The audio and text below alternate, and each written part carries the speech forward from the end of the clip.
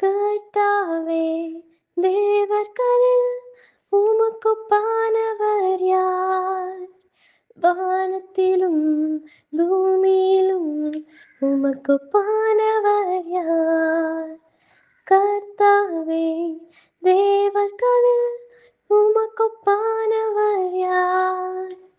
வானத்திலும் பூமியிலும் உமக்குப்பானவர் யார்?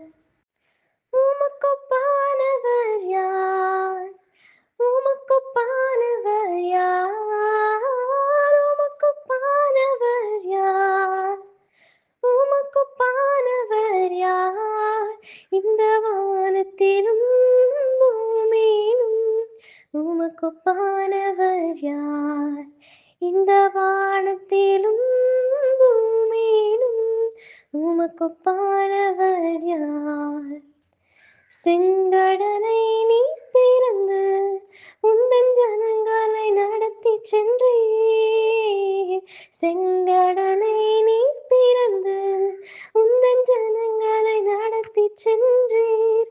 நீர் நல்லவர், சர்வ வல்லவர், என்றும் வாக்கு மாறாதவர்.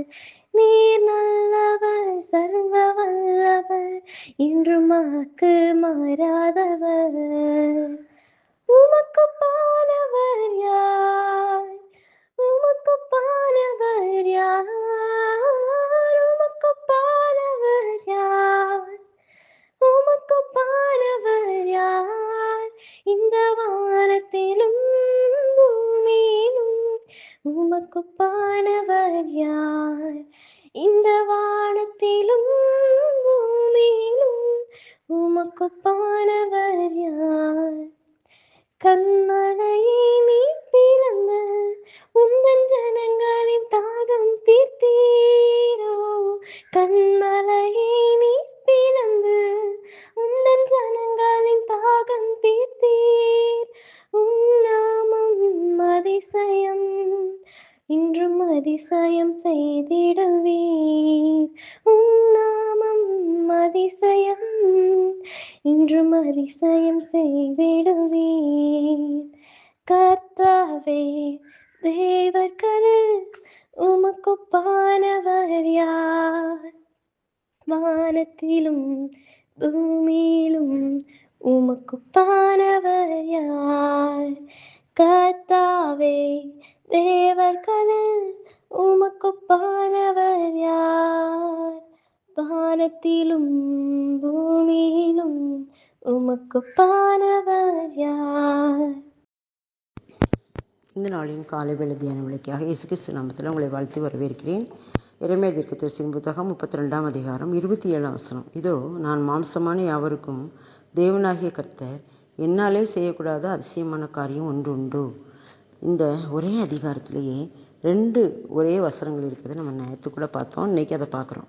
நேற்று என்ன வசனம் பார்த்தோன்னா, உம்மாலே செய்யக்கூடாத அதிசயமான காரியம் ஒன்றுமில்லை அப்படின்னு பார்த்தோம். இன்றைக்கி என்ன பார்க்கணும், என்னாலே செய்யக்கூடாத அதிசயமான காரியம் ஒன்று உண்டு. பாருங்கள், முதல்ல மனுஷன் சொன்னது, ரெண்டாவது கர்த்தர் சொன்னது.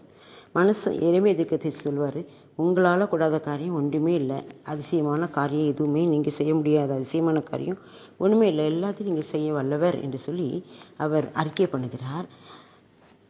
அதே வார்த்தை வச்சு கர்த்தர் சொல்கிறாரு, இதோ நான் மாம்சமான யாவருக்கும் தேவனாகிய கர்த்தர், என்னாலே செய்யக்கூடாத அதிசயமான காரியம் ஒன்று உண்டோ. நான் தான் எல்லாருக்கும், பூமியில் உள்ள எல்லாருக்கும், மாம்சமான யாவருக்கும்னா அந்த பூமியில் மனுஷனாக பிறந்த எல்லாருக்கும், மனுஷியாக பிறந்த எல்லாருக்கும் நான் தான் கர்த்தர், நான் தான் அவங்களுடைய தேவன். என்னால் செய்யக்கூடாத அதிசயமான காரியம் ஒன்று உண்டோ அப்படிங்கிற, நான் எல்லாத்தையும் செய்ய வல்லவராக இருக்கிறேன், நான் எல்லாவற்றையும் செய்வேன், என்னால் செய்ய முடியாத காரியமும் ஒன்றுமே கிடையாது அப்படின்னு சொல்லி ஆண்டவர் ஆச்சரியமான முறையில் அந்த வார்த்தையை சொல்லுவார். இதே வார்த்தையை தான் நம்ம நேற்றும் பார்த்தோம். ஆபிரகாமுக்கு செய்தார், தாவீதுக்கு செய்தார், யோசேப்புக்கு செய்தார், நம்முடைய வாழ்க்கையிலும் செய்தார், இஸ்ரவேல் ஜனங்களுக்கு செய்தார் அற்புதத்தையும் அதிசயத்தையும். புதிய ஏற்பாட்டிலையும் அநேக அற்புதங்களை செய்வார், அதிசயங்களை செய்வார். என்னால் செய்யக்கூடாத அதிசயமான காரியம் ஒன்று உண்டோ அப்படின்னு கேட்டவர் புதிய ஏற்பாட்டிலையும் பாருங்கள், ஒரு கன்னி வயிற்றில் மனிதனாக உருவெடுத்தார். அது அதிசயம், அப்படி நாமமே அதிசயம்தான் அப்படின்னு நம்ம பார்க்குறோம். அப்புறம் பார்த்திங்கன்னா புதிய ஏற்பாட்டில் சவுலை பவுலாக மாற்றுவார். ஒரு சவுல் ஆண்டவரை எதிர்த்து நின்னவன் அவனை வந்து முள்ளில் விதைக்கிறது உனக்கு கடினமா அப்படின்னு சொல்லி பவுலாக மாற்றுவார். அதே போல் ஒரு பேதுரு, மறுதலித்த பேதுருவை ஒரு வல்லமையான ஊழியக்காரராக செய்வார், மாற்றுவார். அப்புறம் பார்த்திங்கன்னா சகரியா எலிசபெத் தம்பதிகளுக்கு வயசாயிடுச்சு, குழந்தை கிடையாது. அவங்களுக்கு யோவான் ஸ்நானகனை என்ன செய்வார், அனுப்புவார், பறக்க வைப்பார். இப்படி இதை தவிர நிறைய அவருடைய உலக வாழ்க்கையில் பார்த்திங்கன்னா என்னாலே செய்யக்கூடாத அதிசயமான காரியம் ஒன்று உண்டோ அப்படின்னு சொல்லி அவர் சொன்னவர் அதை நிறைவேற்றியும் செய்தார். கானா ஒரு கல்யாண வீட்டில் வெறும் தண்ணீரை அதிசயமான திராட்சரசமாக மாற்றினார். அதே போல் இன்னும் குருடர்களை பார்வையடை செய்வார், உழவர்களை நடக்க செய்வார், லாசரு கொண்டு மருத்துவங்களை, லாசரு எபிரியின் மகள் இதெல்லாம் உயிரோடு எழுப்புவார், நாயனூர் விதவை மகன் உயிரோடு செத்தவங்களை உயிரோடு எழுப்புவார். அப்புறம் முடவர்களை நடக்க செய்வார், செவிடர்களை கேட்க செய்வார். எத்தனையான அதிசயங்கள் பார்த்திங்களா அவர் செய்தார், அவர் வாழ்க்கையில் செய்தார். அதே மாதிரி தான் அவர் வந்து இன்னும் செய்துக்கிட்டு இருக்காரு. அதான் சொல்கிறார், என்னாலே செய்யக்கூடாத அதிசயமான காரியம் ஒன்று உண்டோ சொல்லுங்கள் அப்படின்னு சொல்கிறார். நீங்களும் உங்களுடைய வாழ்க்கையில் அதிசயங்களை பெற்றிருக்கீங்க, என்னால் அற்புதங்களை பெற்றிருக்கீங்க. ஆனால் ஒரு நாளும் நீங்கள் வந்து என்ன செய்யலை, அதுக்காக நன்றி செலுத்தலை, நன்றி உள்ளவர்களாக இருங்கள் அப்படின்னு சொல்கிறார். என்னால் செய்யக்கூடாத அதிசயமான காரியம் ஒன்று உண்டோ அதை எண்ணி நீங்கள் எனக்கு நன்றி செலுத்துங்க அப்படின்னு சொல்லி ஆண்டவர் நம்மோடு இன்று பேசுகிறார். நாம் அவருடைய அதிசயமான செய்கைகளை நினைவு கூறுவோமா? தாவீதுராஜா சொல்லுவார், அவருடைய அதிசயமான செயல்களுடைய வாக்கின் நியாய தீர்ப்புகளையும் நாம் நினைவு கூறுவோம் அப்படிம்பார். அப்படியாக அவர் என்ன செய்வார், நன்றி உள்ளவராக பாடுவார். பாடல்களை தாவீது சங்கீதங்களை பாடுவார். அது நமக்கு இன்றைக்கும் அது வந்து என்ன செய்யுது, நமக்கு பிரயோஜனமாக இருக்கலாம். இப்போ அப்படிப்பட்ட தேவனை நாமும், அதிசயமான தேவனை நாமும் சாட்சியாக நம்முடைய வாழ்க்கையில் அறிவித்து மற்றவர்களுக்கு விளங்க பண்ண வேண்டும் என்று சொல்லி கர்த்தர் விரும்புகிறார். இந்த நாளையும் கூட ஆண்டவருடைய பார்த்து நம்ம ஒப்புக் கொடுப்போம். ஆண்டவர் நிச்சயமாகவே நம்மை அமிதமாகவே வழிநடத்துவார். ஆமென்.